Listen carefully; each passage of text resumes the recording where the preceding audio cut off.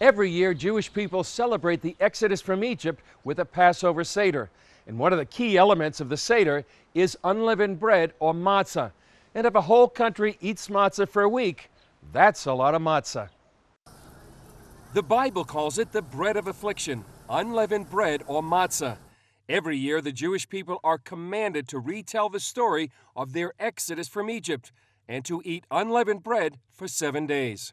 Because the Lord made them live very fast, they had to make bread that didn't have time to rise, and they ate this flat bread, which is matzah. Most Israelis take the commandment to eat unleavened bread very seriously, and many actually like it. Grocery stores like this one devote whole sections to it.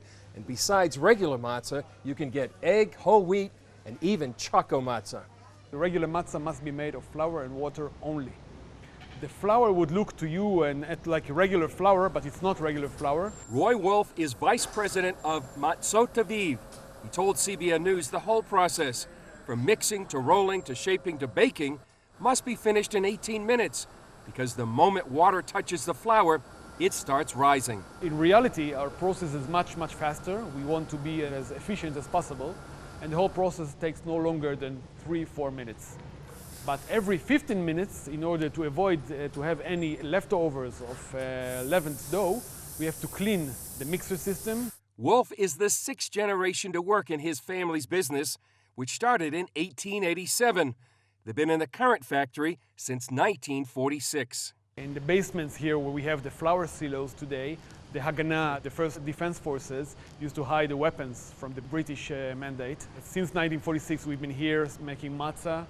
Of course, the factory was refurbished several times. At Matzot Aviv, they make about 20 tons of matzah per day. They start in October and work around the clock for the last month, except on the Sabbath, to provide matzah to Jewish communities in Israel and around the world. We are exporting to over 35 countries, to all Jewish communities around the world. From the large communities in North America to even the smallest community. There's one person that's in Wallis Island. He's the doctor of the island, and we are sending him matzah every year. And so he will be able to have a Seder with matzah from Israel. But we also have Christian communities buying matzah in countries like Korea and Singapore, where I've been told that in some churches it's been used as the holy bread. The Last Supper would have been a Passover Seder with unleavened bread. Because of that, many Christians like to take communion with matzah. Some even say that the design of the matzah, striped and pierced, is symbolic of the Messiah himself. You might think with all this matzah making that the Wolf family would get tired of Passover, but not so. We're waiting for this Seder. We usually come very tired to the Seder because I'm working until the same day in the afternoon. But it means a lot. This holiday, of course, means a lot to us. One Israeli compared matzah to a data drive, passing along information from generation to generation. Well, our